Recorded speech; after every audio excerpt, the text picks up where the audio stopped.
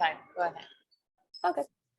Okay, so can I get a volunteer to read just point by point for this slide? Who would like to practice to read this slide? Okay, I'm ready, ma'am. Okay, perfect. So let's go. I'll have you read the first one. Go ahead. Okay, ma'am. People with mental health issues are crazy. Okay. Do we think that's a myth? So a myth is something that is not true, or a fact. What do you all think? I think it's just a myth. It's a myth. That's right. Yes. So everybody, for the most part, almost every human being will have some type of mental health issue in their lifetime. Whether it's, again, like a little bit of anxiety or severe anxiety, or you have a baby and you struggle with postpartum depression, or you have a big change in your life and you have a hard time adjusting, or you go through a big trauma. Every single one of us will experience something like that in our lives, and most of us already have. So it's very much the case that people with mental health issues are not just crazy. They're just everybody. Everybody is struggling with something most of the time. Okay, let's go ahead and read the next one. Okay, seeking support for your mental health makes you weak. Okay, what do we think of that? Do we think that's a myth or a fact? It's a myth, ma'am. Myth, yes. So this is a common thing that a lot of people struggle with. I know in the US, I don't know in your own communities, but in the US, we have things available. We have therapy, right? Where you can go, you can speak with a psychologist or a therapist. A psychologist and a therapist is pretty much the same. There's just a difference in the amount of education that they have. So in the US, a psychologist has a doctorate degree, and a therapist has a master's degree. So I'm a therapist, so I have a master's degree. I don't have a doctorate degree. But both psychologists and therapists can do therapy. It's very confusing. There's also psychiatrists. So a psychiatrist is a medical doctor who can prescribe medication, and they specialize in mental health. So usually you might hear those three things if you're hearing people talk about providers: psychiatrist, psychologist, and therapist. In your own community, you want to, look and see, what's available to you. But again, psychiatrist is the medical doctor that prescribes medication. Psychologist and therapist, they can do therapy with you. Okay. So in the US, it's common for people to feel like, if I have to go see a therapist or I have to get medication, that makes me weak. That means I'm not a strong person. There's something wrong with me. And again, like we talked about, this is something that most people in their lives will struggle with some kind of a mental health issue to some degree. Whether or not you decide to go to see therapy or do other things that we'll talk about, it doesn't mean it makes you weak. It just means you're human and that you could use support and you're using tools available to help you. Just like if you broke your foot, if you break your leg, you go see a doctor, right? It's very much the same. Okay, and the next one. Mental health issues aren't real. Okay, do we think that's a myth or a fact? Okay, next one is mental health problems are rare. Mm-hmm. Next one is people with mental health issues are all violent. And next one is I have to manage my mental health all on my own. Thank you. Thank you. Yes, so mental health issues aren't real. So myth, right? Just like we talked about, though, it depends on your community. It depends on where you live to see how it looks, right? Again, in the US, depression and anxiety might look a certain way. People might describe it one way, but in India or in Nepal, it might look a little bit differently depending on who you are and kind of how it shows up in your mind and in your body. So we know that we are all people. So mental health issues are very, very real. It's not something people make up in their mind. It's something that's very real. Like we talked about, mental health problems are rare. That is a myth. It's very common, and most people over their lives will deal with some type of a mental health issue at some point. people with mental health issues are all violent. So Fact, myth. yes, exactly. Thank you. So sometimes people can be very scared when they hear about, if somebody says, they hear, oh, this person has depression, or this person, is going to see a therapist, or they're talking to a psychologist, or they are on medicine, right? That can feel very scary for some people because sometimes there's beliefs that all people with mental health issues are violent. That's actually very rare. Usually that can happen, just like any human being can be violent, but it's actually pretty rare for that to be the case. And I have to manage my mental health all on my own. What do we think? Myth or facts? So myth. Myth. Yes. So as you can tell, all of these are myths. There's no facts on here. So you absolutely do not have to manage your mental health on your own. And in fact, you should not. That is usually actually what will make your mental health worse, is if you're trying to manage everything all on your own. We are all human beings and we need connection to other human beings. We need relationships in our lives. We need positive, healthy relationships in our lives. We need to have friends. We need to have a community. We need to feel like we belong somewhere in order to be healthy. So you absolutely do not have to manage your mental health all on your own. Okay, so there's different ways that you can care for your mental health, right? When we're considering caring for our mental health, what we want to think about are these different areas. So how you can care for your mental health in your personal life. So that's your own self, kind of your own values, your professional life, right? So how are you doing with your job, with your work, with your career that you want for yourself? Your physical health. So are you eating healthy? Are you eating enough food for your body's needs? Are you drinking water? Are you sleeping enough each night? Do you have a safe and comfortable place to sleep at night? Our social life. Again, this goes back to who we connect with in our lives, our friendships, our family members. Even if we're not physically close, if you have to live somewhere else for your schooling or for your work, are you able to feel connected and close to them? Our spiritual health. This can be if you have religious beliefs, are you connected to any kind of a community that you feel like you belong with? As well as just whatever your spiritual beliefs are, how do you feel connected to them? What is it are there practices that you can do that you are doing, or if not, can you do them more to help feel connected to your spiritual self? Emotional. So again, that's how we're feeling. That's our emotions that we're experiencing. How are we feeling day to day? How are we taking care of ourselves? Psychological. So this is the way that we think, how we talk to ourselves. Okay. So like if you're giving a presentation, so you're giving a presentation to colleagues or to school, and you're very nervous about it leading up, right? What are the thoughts or the things that you're saying to yourself in your head? Are you telling yourself things like, this is going to go poorly. I'm not going to do a good job. Everyone's going to hate me. Everyone's going to laugh at me. They'll think I'm stupid, right?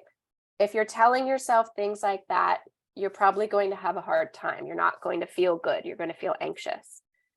Otherwise, you can tell yourself, hey, I think this is going to go really good. I'm very excited. I think I'm going to do a good job. Again, if your self-esteem is good, if you feel good about who you are, you feel proud of yourself or confident, that can help you feel better emotionally. So we want to think about, how am I talking to myself and what can I change to make myself feel better? And then culturally, how connected do you feel to your culture? Whatever that may be, however you define that, right? So different parts of your cultural experience or just who you are, you want to check in on that. Think of what you value in your culture, what's important to you, and how much are you living your life to that? How much does your life actually match what you value in your culture? So all of these are different things that we can kind of look at to figure out, is there an area of my life that I can improve, right? Is there an area where maybe I don't get enough sleep at night? Maybe I'm not prioritizing my physical health. Maybe I don't talk to myself very kindly. These are things that we can look at to improve on. Okay. So tools to cope. I want to just bring back up sorry, there you are, so I can see everybody again. So these are tools to cope with anxiety, stress, and overwhelm. So overwhelm is when we're feeling like very, very overwhelmed, right? When we feel like there's a lot going on in our lives, it's a lot to handle. Because this is so common, I wanted to go over this a little bit with everybody just briefly. And I know that we're getting short on time, right? Sarah, is it until the 30-minute mark? I don't know if Sarah's still here. Okay. Well, I've got about like 15 more minutes. So I'm going to try to get everything through here. But if I can get a volunteer who would like to read this slide. Can I, ma'am? Yeah, absolutely. Deep breathing and mindful meditation, practicing self-compassion, journalizing or reading, support from friends, family, colleagues, therapy seeking professional help, artistic expression. Okay, thank you so much. Okay, so while I've been talking about this and going over things like anxiety, depression, I'm giving you a lot of information. But if any of it stands out to you, if it sounds like something that you have dealt with in your life before, these are some things that you can do to help cope with that. So coping means like how to deal with it, how to manage it, how to help yourself. So deep breathing and mindful meditation. There's meditation practices you can look up on the internet. This is when you kind of just try to be present in the moment, just think about trying to clear your mind, just meditating.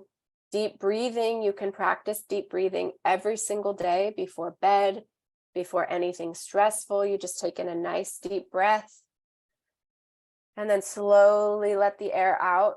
You can do this just a couple breaths. You can do several minutes. You can do this to help reduce anxiety in your body, to help calm everything down.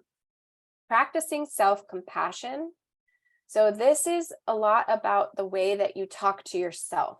Okay, so self-compassion means being kind to yourself. If you make a mistake, instead of saying you're so stupid, you're so dumb, saying mean things, instead you say something kind to yourself. You say something like, everybody makes mistakes sometimes, or you tried your best and it didn't work this time. That's okay. So it's important for us to notice and practice self-compassion so that, again, emotionally, we feel better prepared to go forward instead of feeling down about ourselves, more anxious. Journaling or reading. Journaling is writing down what you think and feel. If you've got a phone, you can type on your phone. There are a lot of apps you can download, different things like that, that you can just type your thoughts, what you're feeling, or you can write them in a journal, just to help get them out of you, right? To think about and learn about, like, what is it that I'm thinking or feeling about this? Support from friends, family, colleagues. So you can talk to people, you can talk to your friends about what's going on, about things going on at work that are very difficult. You also don't have to talk to them. If you don't want to share with people what's going on, at least just being around them and having fun with them, just spending time with your family, spending time with your colleagues can help reduce stress, right? To take our mind off of things. Definitely, if you have it available to you in your community, you can talk to a professional. You can talk to somebody like me. You can go to a psychologist. You can go to therapy if it's available for you and talk to a professional to help you learn specific things that you can do to manage your mental health. And then artistic expression. So a lot of people, there's a lot of benefits in making art and doing creative things, or playing music, or listening to music, or dancing, or singing, right? To sometimes the things that we want to express, there's maybe not words for them, or maybe we can't think of the right words to express what we feel, but we can do it with our body when we dance, or we can draw or paint a picture that looks like what we're feeling in a way that our words just can't do for us. So this can be a very, very helpful way to get some of these things out. Oops. Okay, so this last part here is creating a self-care plan. Okay, so who can read this first section over here for me? Who would like to read that? Yes, I want to read, ma'am. Okay, great. Go ahead. Creating a self-care plan, keep it smart. And first one is specific, measurable, achievable, relevant, time-bound. And next one is what to include. Here have sign you are struggling, current needs in different areas, who you can talk, coping skills to, okay, I didn't know this one. Safe place you can, when and how you will access support. Thank you. Thank you so much, Maya.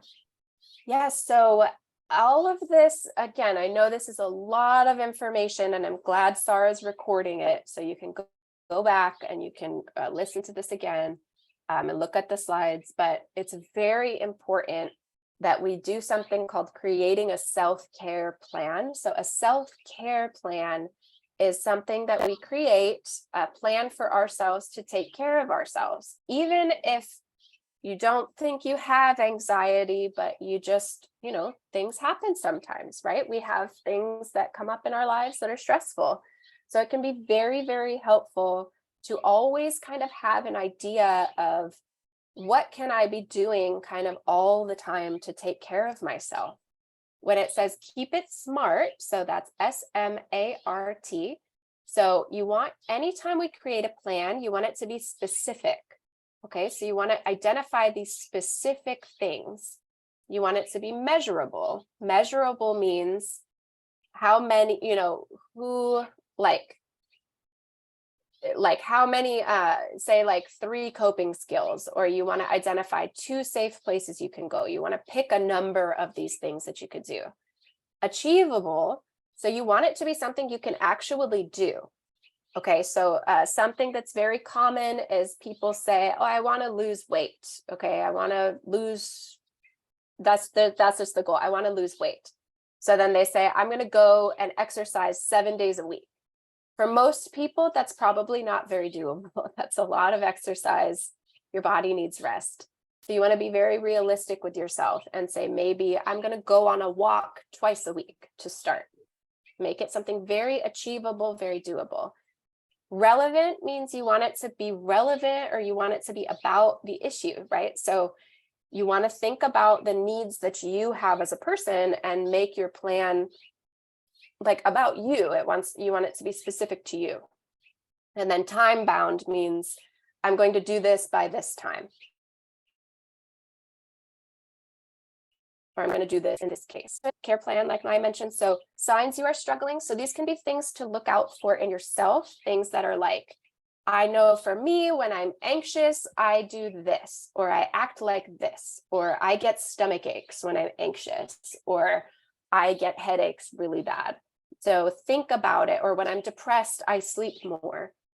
Okay, so think about some signs that you can notice that mean I'm probably having a hard time. Current needs in different areas. So that would be if we go back to this slide. So think about all these different areas of your life and think about the current needs that you have. Say that social needs, you're the type of person, that you need to see your family at least once a week, or you need to be able to talk to your mom once a day or once a week. Those are needs that you have, or professional needs or physical needs. You need to sleep every day. You need to eat every day. So kind of come up with an idea of what your needs are currently. Identify who you can talk to in your life. Again, in your community where you live, are there professionals you can talk to if you need to? But also not just professionals. Who are the people in your life that you can trust, that you can talk to if you're having a hard time? Coping skills to use. So these are things like we talked about a little bit. So deep breathing, journaling, All of these are tools or coping skills that you can use. Art or dancing, spending time with friends, practicing self-compassion by saying nice things to yourself. What are safe places you can go? So if you're having a bad day, what is a place in your life that's comfortable? Can you go in your bed? Can you lay in your bed, or can you go sit in your home? Or is there a friend's house or a place that you can go? You know, do you live in a city or do you live in a village? And be aware of what you have access to with where you're at, and what are places that if you're just not feeling very good, where can you go? And then identify when and how you will access support. So again, keep it time bound. So if I notice that I'm struggling, if I know that when I'm anxious, I get stomach aches and headaches, and I'm very irritable, or I don't sleep well, then I know that then this is exactly what I'll do. I will start journaling more, or I will tell my best friend, or I'll call my mom, or I will, spend more time around home so that I feel safe, I feel comfortable, and how you will access it. So these are the things that I'll tell my mom, or these are the things that I'll talk about to my friends, different things like that. Okay. So I know today's presentation was a lot of me talking because it's a lot of information. I definitely want to know, does anybody have any questions? Or is there anything that I shared today that you learned about that maybe you didn't know before?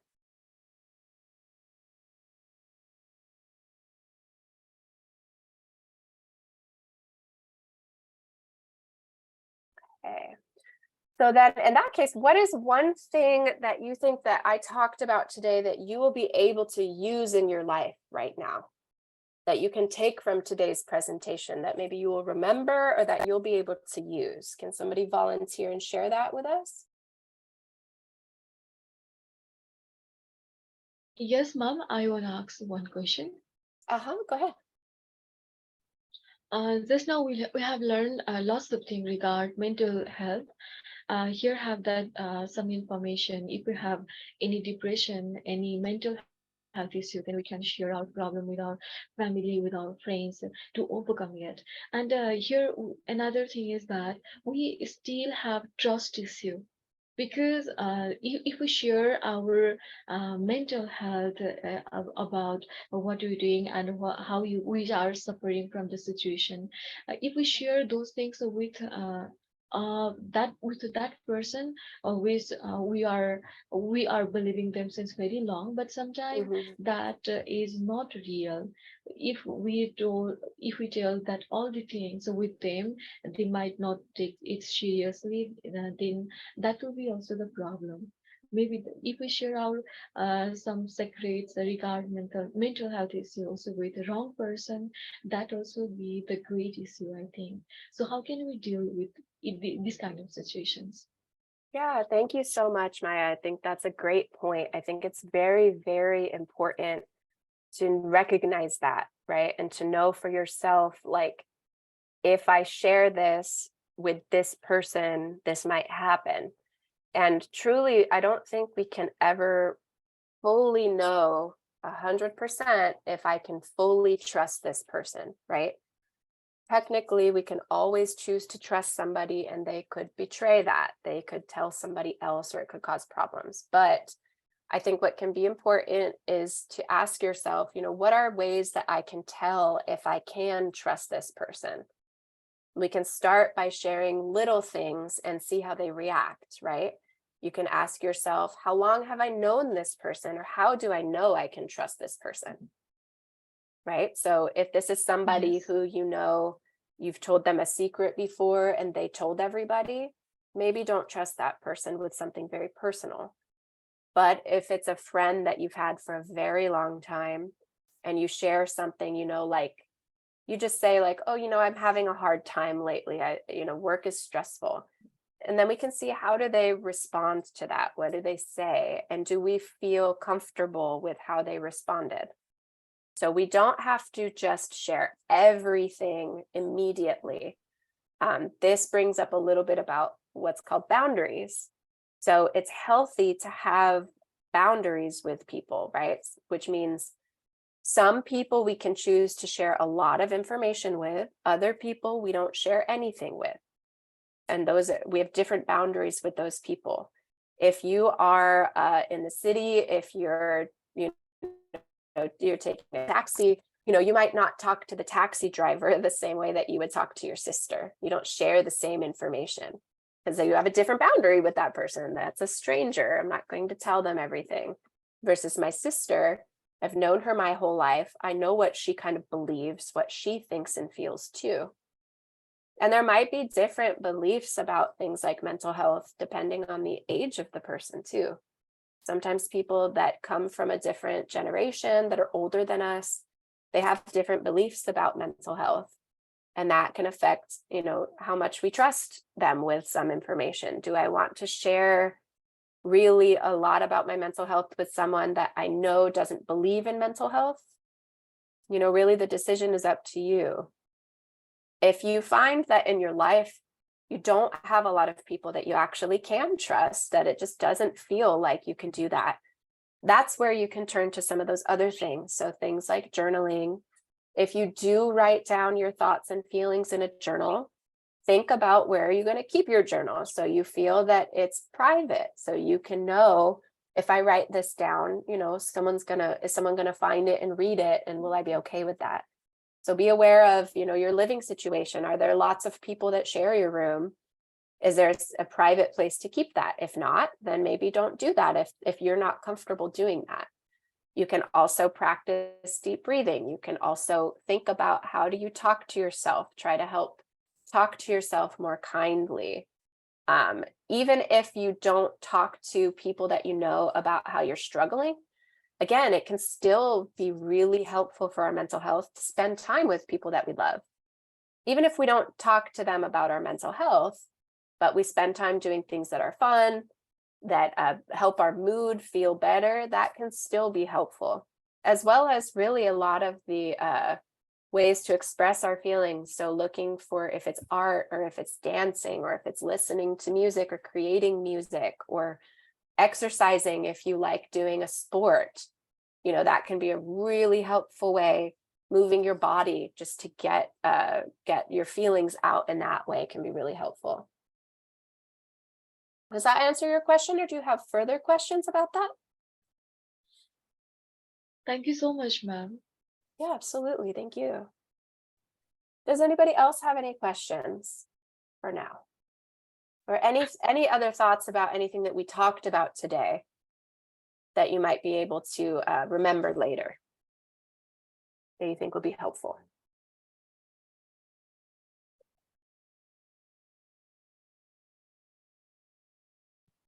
Not for now? Okay. Okay, great. So Sarah, I don't know if you can hear me. We had talked about doing an hour. I'm not sure if we're gonna that was kind of all that I have for now. Do you know, have you already been on for an hour today, or has it been the full hour and a half? Do you know? Do you guys usually do 1.5 hours, or do you do 1 hour? 1.5 hours, right? Okay. 1.5, yeah. Yeah, okay. So I mean, we can, that was all that I have for the presentation for now. And I think Sarah might be unavailable, or just not able to respond, but yeah, let's see. Ma'am, can I ask one question? May I ask? Yeah. Yes, absolutely. Yeah, sometimes just we feel very low at that time. Just sometimes I think you may feel, and how can you cope with that situation? Yeah, sometimes you feel very low, very, do you think it feels like depressed, or how would you describe the feeling? How would you say when you feel low? If I'm connecting these all stories, then I'm feeling all the symptoms are related to me. It's Mhm. not in for some time only, but yeah, when I'm feeling low, I feel like that word feeling depression is that not Okay. correct word, Yeah. but we are still feeling depressed. That is not true. This is Yeah. myth. But I think sometimes I feel stressed Hmm. with like while controlling my large group of players at Hmm. school Right. at times they are not obeying me. So I feel stressed by controlling them. Some Hmm. are moving here and there. So I'm getting angry Yeah. sometimes. Yeah, thank you for sharing. So, yes, so there's a few things that you can do when you're feeling very low. Um, Sometimes when we feel stressed, we get anxious, other times we feel low, and usually it goes back and forth. We feel everything at once sometimes. So it can be a lot. When you're feeling low, sometimes doing things can be helpful, right? So actually like if you feel like I just want to sleep in bed all day, you probably should get out of bed. So do the opposite thing that you feel like you want to do. If you feel very low, move your body. So dancing or something very physical, some kind of type of exercise. Another thing that we can do is we can write down, try to think about what am I thinking right now? So write it down and then read it and ask yourself, can I think about this in a different way? Is there a different way I can think about this? So for example, it's you're talking your class that you're teaching for is it for like Taekwondo or what is the group that you're teaching? Martial art Usu. Martial, yes, okay. So Okay. yeah, so if you're feeling very stressed, but also you're trying to teach your students different things, say that you ask them to practice and they come back and they didn't practice, right? So you can get very angry, you can be very frustrated. So you can ask yourself, what am I thinking right now? And write it down, and then you might see you're thinking something like, nobody ever listens to me, or what am I even doing here? This is pointless, or I'm so frustrated, right? And then you can look at that and ask, is there another way to think about this? Would somebody else think about this in a different way? Another thing that you can try is ask yourself, if this was my friend going through this situation and she was angry like this, what would I tell my friend? What advice would I give to my friend? So if you can think, Prakriti, for that situation, if you had a friend teaching a group, just like you're doing, of martial arts students, and she was very frustrated, what do you think you would say to your friend to try to help her feel better? What is something you might say, do you think?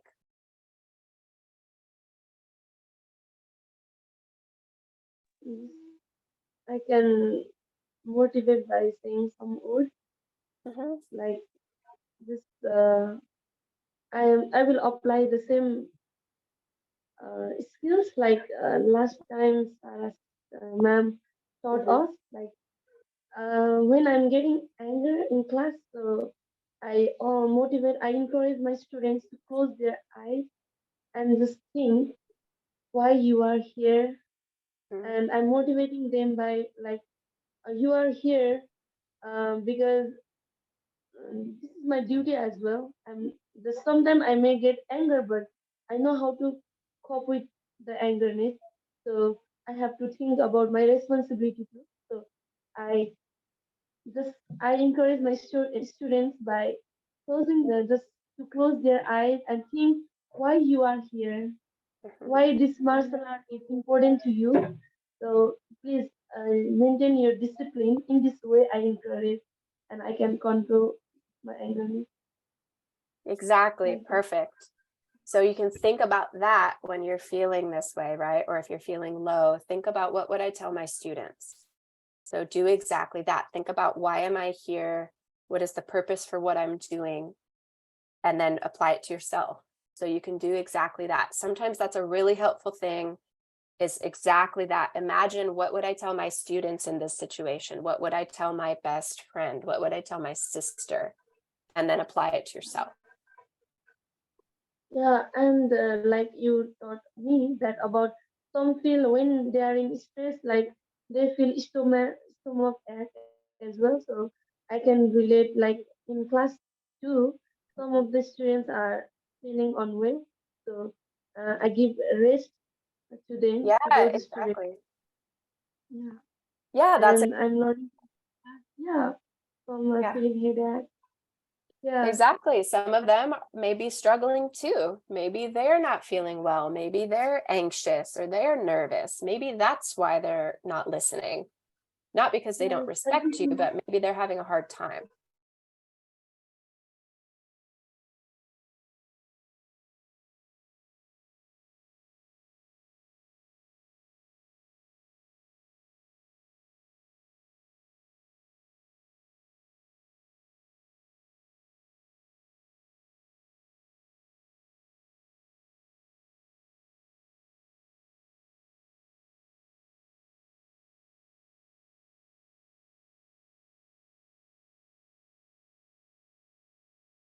It's sometimes hard to remember to apply it to ourselves.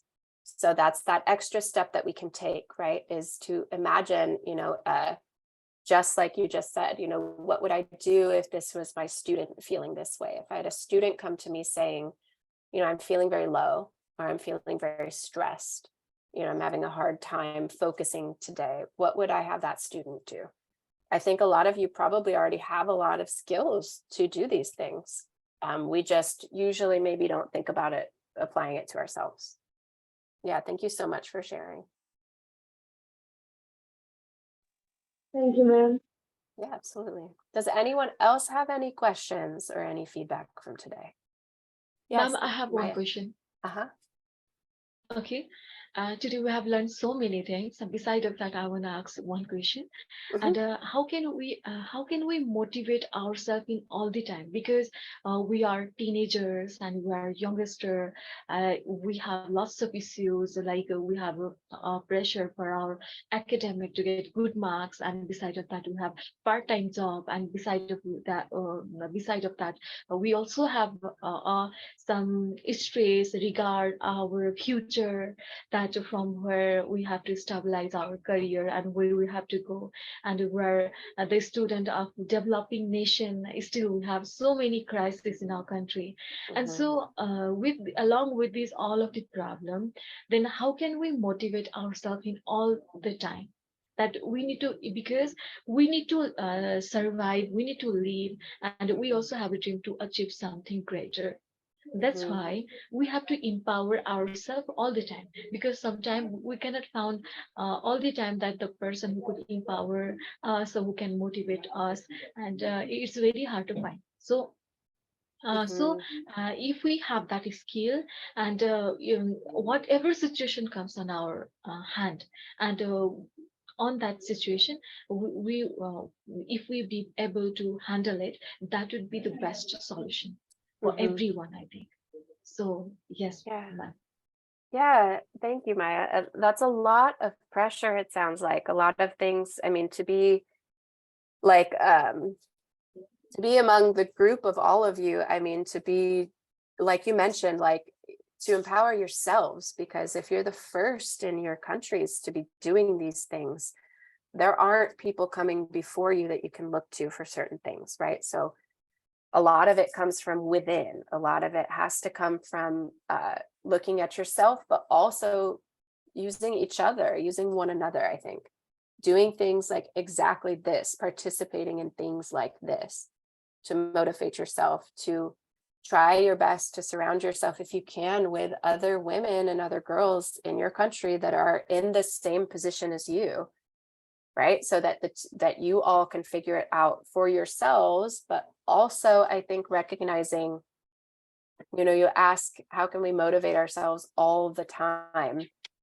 I think sometimes it maybe is okay if you have a bad day. I think sometimes it's okay if you feel like, I can't motivate myself today.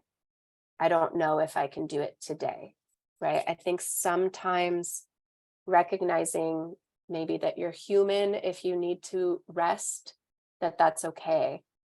if you have a bad day.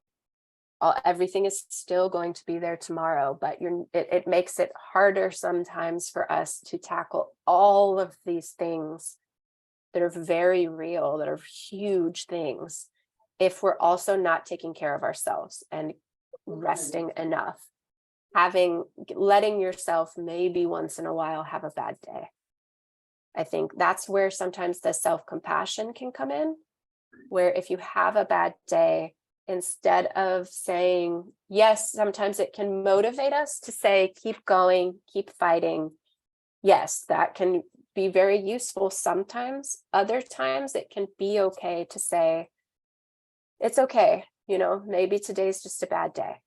Recognizing and learning for yourself, when are those moments? When do I know for me that I just need to take a minute? I need to rest a little bit, that it's okay if I'm not pushing 100% always, that if I rest a little bit, that will actually help me push even more tomorrow sometimes. But it's hard. And I'm saying this as someone in the US, I'm not living in a developing country. I'm not facing these same challenges. So I know that's why I bring that up, so that you know that to take what I'm saying and think about it critically, think, how can I apply some of this to my situation? Some of it might not apply. Some of it you might say, like, no, that doesn't apply. Like, it doesn't work for me. So think about that. Think about, when you get information like this, what can I use from this to apply to my situation, and what maybe doesn't apply?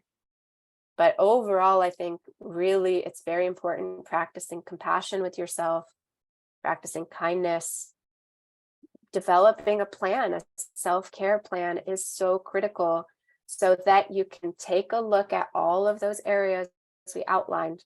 Make sure you are eating enough, sleeping enough, getting adequate exercise, being in touch with your social circles, also pursuing everything professionally that you want to do, looking at socially, culturally, what do I want to do for my country? What do I need to do for my community? Look at the tasks, look at all the things that we have to do, and also look at what needs do I have as a person that I have to fulfill in order to do all those things. Right? So you can't help your country grow if you don't sleep, right? You can't be there tomorrow to teach your students Prakriti if you don't eat today. You have to eat, right? Like, those are the more obvious needs, but we all have other needs as well. We have those emotional needs, those spiritual needs, those social needs. So we have to figure out, what are my needs? How do I meet them so that I can do the work that I need to do in my situation, which is a lot. You have a lot to do. So you have to be able to take care of yourself so that you can be there to do it. Does that make sense? Yes, yes. Thank you so much. Yes, Yeah, we're of learning. course. Great. Yes. Yeah, great. Thank you. Are there any other questions from anybody? No. Well, thank you all so much. It's such a pleasure to see you again, and to see those of you that I've never met. I know we've lost a few people along the way, but please, if you have further questions after you think about things, today's a lot of information. Let Sarah know. You can email me directly. And yeah, I hope you have a wonderful rest of your night, and I look forward to seeing you again sometime. Ma'am, can you share your email address? Yes, absolutely. Let me put it in the chat. If let's see, let me go back to Zoom. I'll stop sharing. There we go. Okay.